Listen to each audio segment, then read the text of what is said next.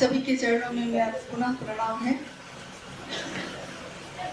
आज 25 मई 2014 को आयोजित ये प्रतिनिधि सभा अब समाप्त होने के कगार पे है। बिहार से लेकर बाहर के भी राज्यों से, विभिन्न राज्यों से, विभिन्न जगहों से बहुत सारे गुरु भाई और गुरु बहन आए। उन्होंने साहब के इस संकल्प को मजबूत करने के लिए एक साथ अपना सहयोग दिया। यहाँ हम सबों का ये संकल्प कि शिव गुरु है मेरे और एक एक व्यक्ति के हो जाएं, जैसा आपने अभी आशीर्वचन सुने साहब के। ये संस्था शिव परिवार जिसने आज आपको आमंत्रित किया है, इस संस्था को जो सोच के साहब ने बनाया था, हम उस सोच पे उतर सके, अक्षरशः उतर सके।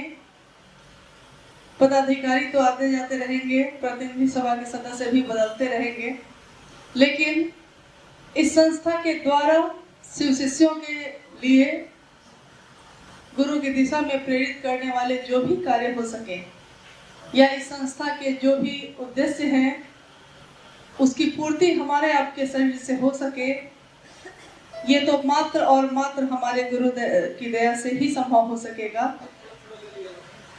बाहर के राज्यों में जैसा अभी एक अंतिम बात जो रह गई वो ये कि बिहार के अमूमन जगहों पे लगभग शिव चर्चाएं चलती ही हैं।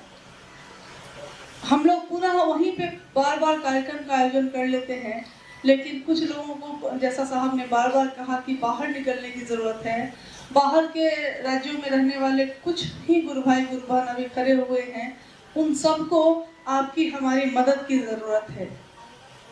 गुरु के कार्य में चलने वाले, जैसा पूर्व में हम लोग सुना करते थे कि गुरु के लिए गुरुकुल की जब परंपरा थी तो गुरुकुल के लिए हर माता पिता अपनी एक संतान को न्यौछावर कर देता था, गुरु के चरणों में दान दे देता था, ये कह के कि मेरी एक संतान मेरे गुरु के संकल्प को पूरा करेगी, मेरे गुरु के संदेश को पहुंचाएगी।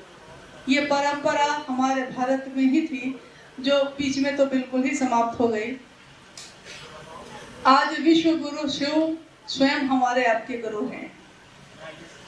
हमारे माता पिता ने तो न्यौछावर नहीं किया हम लोगों को, लेकिन हम लोग खुद को इस संकल्प से भर सके कि हमारे जीवन में चाहे जो भी होता रहेगा, जीवन है ये चलेगा ही, लेकिन हम उस गुरु के लिए न्यौछावर हो सकें।